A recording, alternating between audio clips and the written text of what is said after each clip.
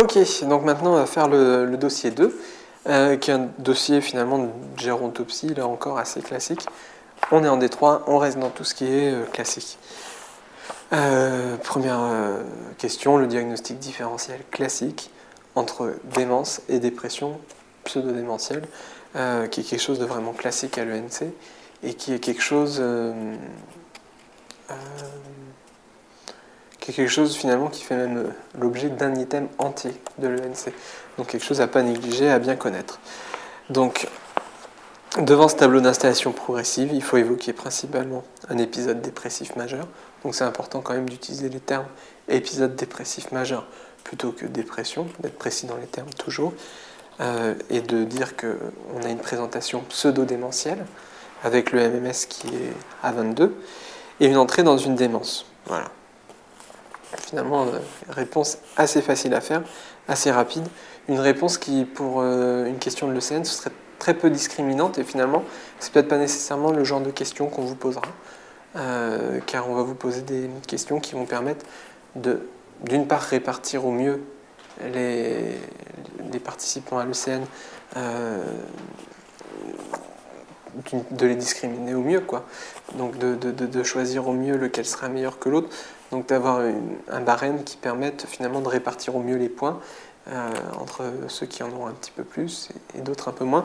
C'est vrai que là, si on foire la question, on a 5 points ou 0 quoi, si on n'a pas le mot-clé. Donc on ne répartit pas beaucoup les participants. D'un autre côté, il faut d'une part répartir au mieux les participants, mais d'un autre côté, il ne faut pas non plus trop de mots-clés, parce que les correcteurs, pour eux, c'est très très difficile aussi, quand ils ont beaucoup de copies à corriger, d'aller rechercher tous les mots-clés. Donc il faut un juste milieu.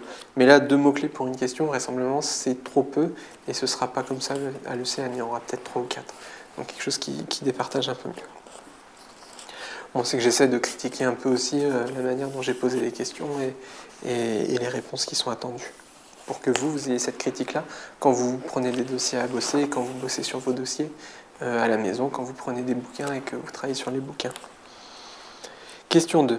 Quels éléments présents dans cette observation doivent être pris en compte dans votre évaluation du risque suicidaire? Donc on l'a dit, le risque suicidaire, c'est quelque chose vraiment de fondamental en psychiatrie, et savoir l'évaluer, c'est sur un dossier par exemple de dépression, je pense pas 3/4, un quart des points sur un dossier de dépression pour le risque suicidaire. Donc c'est quelque chose de bien à connaître et de bien organiser votre réponse avec 3 axes: risque, urgence, dangerosité. C'est ce qu'il faut retenir, c'est ce trépied: risque, urgence, dangerosité. Et après, avec les éléments que vous avez dans l'observation, vous remplissez les cases. Nous, ce qu'on a dans l'observation, c'est des facteurs de risque. Le fait que ce soit un homme, qu'il ait 67 ans, qu'il ait un antécédent personnel de passage à l'acte suicidaire, donc on a vraiment un terrain à risque, qu'il y a un épisode dépressif majeur, donc une souffrance psychologique. Il faut aussi prendre en compte le fait qu'il y a un facteur quand même protecteur. C'est souvent oublié dans les copies des étudiants, mais le fait que sa femme est présente et puis qu'elle a un potentiel de soutien non négligeable, c'est à souligner. Question 3. Que recherchez-vous de plus pour évaluer le risque suicidaire? C'est vrai que là, ce qu'on a, c'est très léger et ça ne permet pas vraiment de se faire une bonne idée, quoi. Donc il faut rechercher beaucoup d'autres choses. Les antécédents familiaux de passage à l'acte suicidaire, une consommation actuelle d'alcool qui renforce l'impulsivité, qui augmente le risque de passage à l'acte, une communication à haut tri d'une envie de se suicider, donc une impulsivité, une perte parentale précoce, l'existence de réels problèmes financiers, puisque lui, il évoque des éléments de ruine dans le cadre de son syndrome dépressif, enfin ce qu'on pourrait interpréter comme un syndrome dépressif, mais est-ce qu'il y a effectivement, de manière sous-jacente, de vrais problèmes financiers, des événements de vie négatifs sévères, des carences affectives, des violences, des maltraitances. Donc ce qui est important pour ce patient, c'est aussi de faire préciser vraiment toute sa biographie pour un petit peu se faire une idée globale de son état. Donc là, on est sur les facteurs de risque. Il faut aussi préciser les facteurs de protection. On a déjà précisé le bon soutien familial. Maintenant, il faut préciser est-ce qu'il y a capacité de résilience chez ce patient. Quelles sont-elles? Il faut préciser ensuite le degré d'urgence, donc risque, urgence, dangerosité. Le degré d'urgence, il s'évalue selon l'existence d'un scénario et le fait qu'aucune autre alternative ne soit envisagée.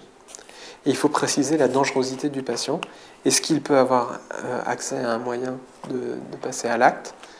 À quel moyen, en tout cas, lui pense-t-il avoir accès? Et est-ce que cet accès est facile ou immédiat? Est-ce que, par exemple, il a un fusil à la maison?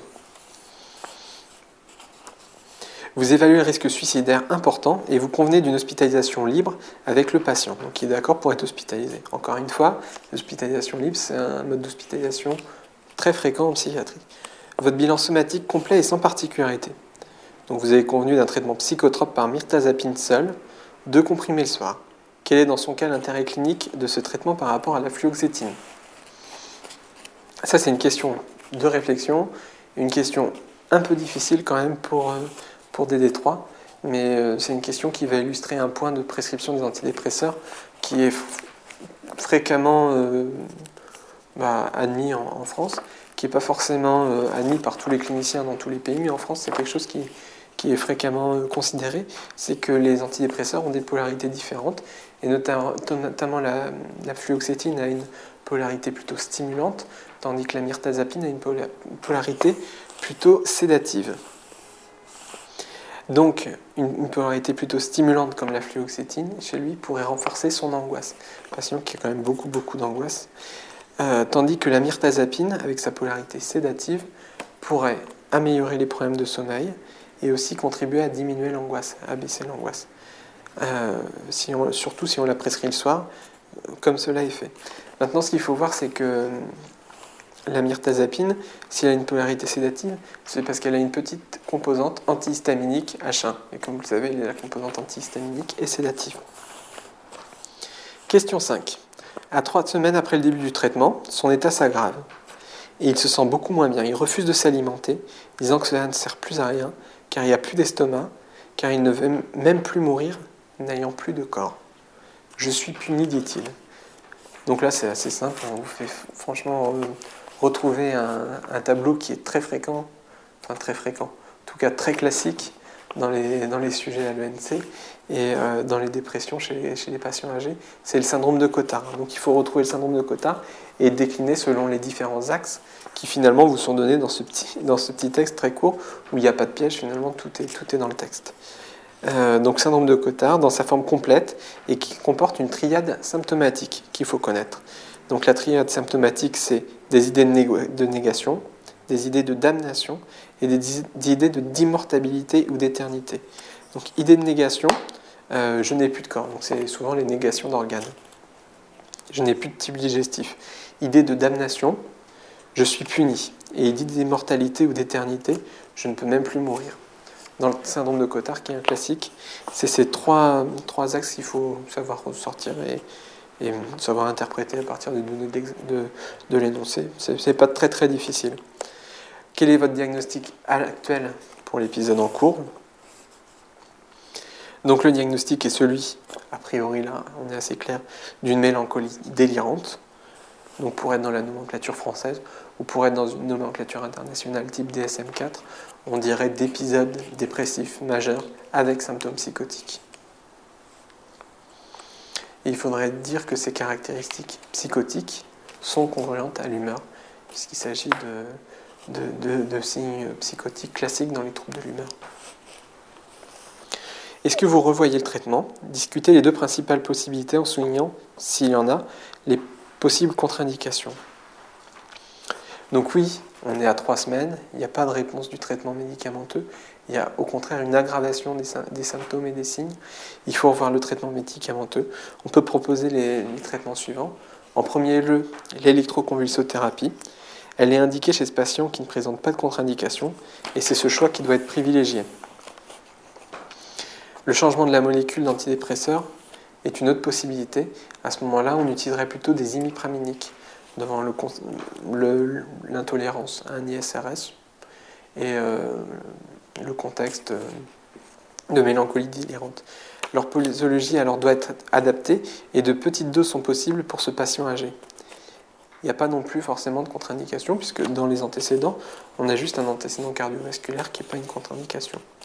Devant le caractère délirant, on peut mettre des petites doses aussi d'antipsychotiques, et ce qui est souvent prescrit dans ce cas-là, c'est l'amsulpiride, le Soliant.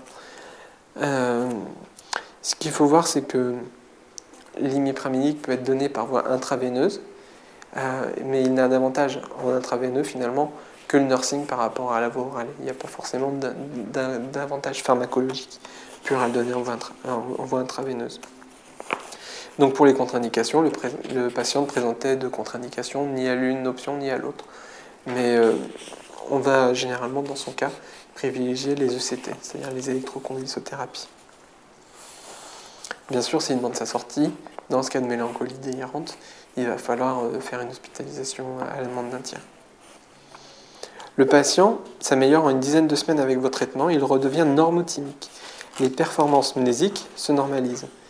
Donc là, on a quand même des arguments pour dire qu'on n'est pas dans une entrée dans la démence, c'est quand même dans une pathologie de type dépressive, avec de manière synchronique un second épisode dépressif, enfin de manière synchronique un épisode dépressif majeur, mélancolique, et si on prend le diagnostic diachronique, il y a une succession d'un épisode dépressif dans le passé et d'un second épisode dépressif à ce moment-là, avec aucun épisode de la sphère maniaque, donc on est dans le cadre d'un trouble dépressif récurrent. On reverra un petit peu le principe du trouble dépressif récurrent dans la prochaine conférence.